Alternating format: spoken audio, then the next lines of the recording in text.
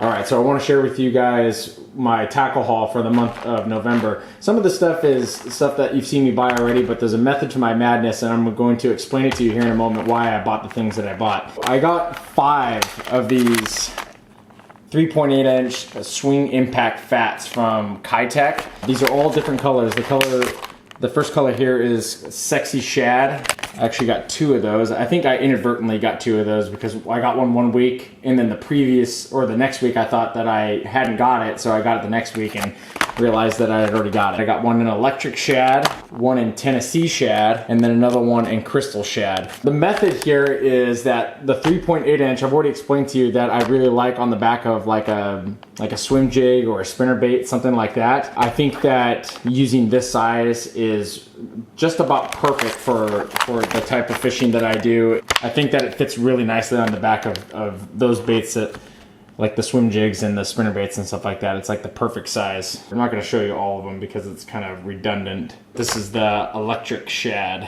I got 5 of these swing impact fats from Kitech. Set those off to the side. Now, what I did differently this time was that I got 4 of these 4.8 inch swing impact fats.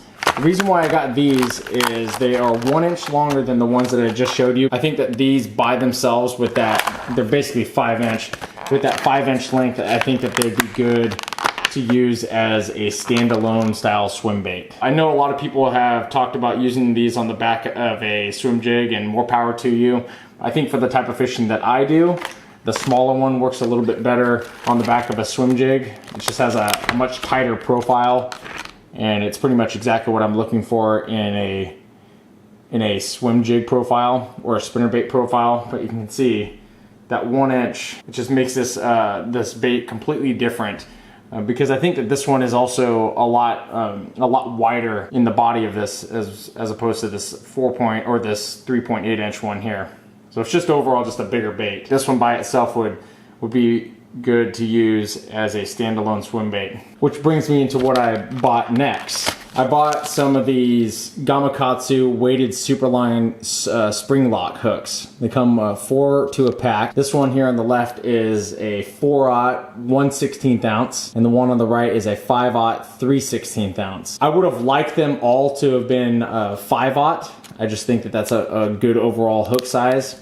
But when you get into the smaller weights in Gamakatsu, like the 1/16 or the 1/8, I even think that is a 4/0.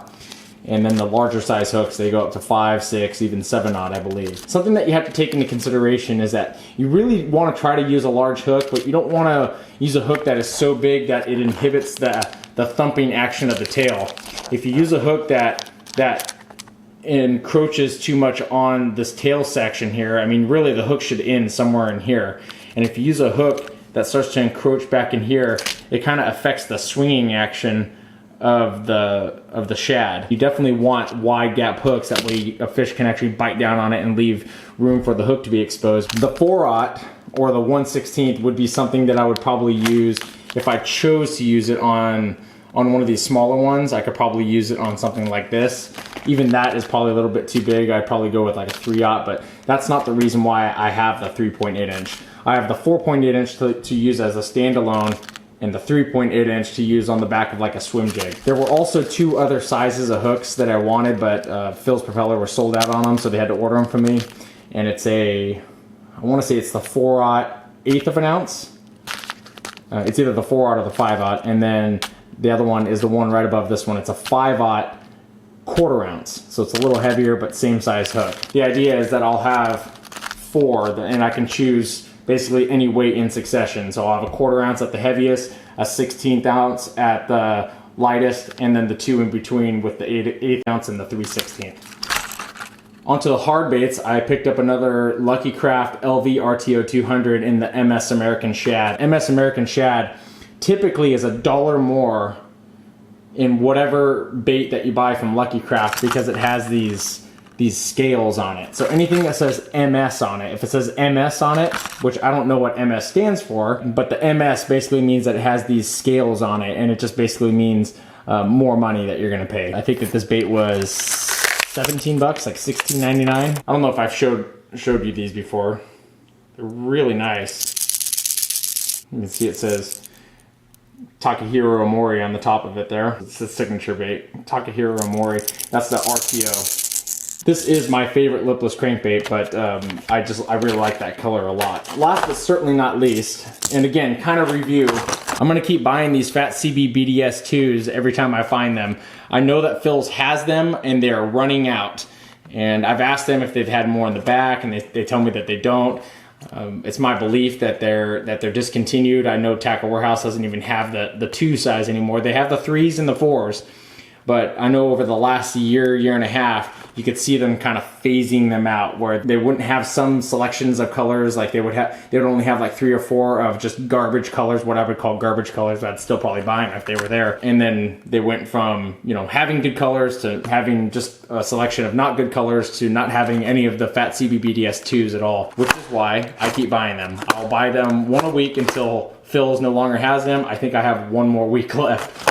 But I'll go ahead and break it out of the package before I do that. This is called Delta Crawl, which is a really nice color. I actually have this color already. I think I have 1.